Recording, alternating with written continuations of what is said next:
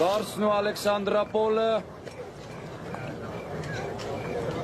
ամոթալի կերպով հանձնվեցին։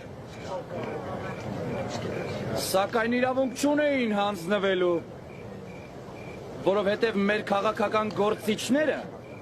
Թիֆլիսում քամակուատոր են մաշում եւ ամենևին էլ հայրենասեր չեն։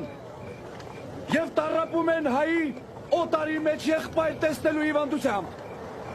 Ինչ է նշանակում հայոց զորքին հրամայելը, որ թողնեն Սուրմալուն եւ Սուրբ Էջմիածինը, եւ դեռ կաթողիկոսին էլ խնդրեն, որ Մայրաթորը տեղափոխի Սևանի վանք։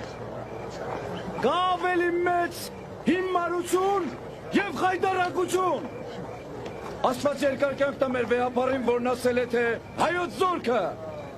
չի կարողանում պաշտպանել իր սրբությունը, հապա ինքը սուր կվերցնի եւ կմեռնի Սուրբ Տաճարի շեմին։ Սակայն մենք հաղթեցինք։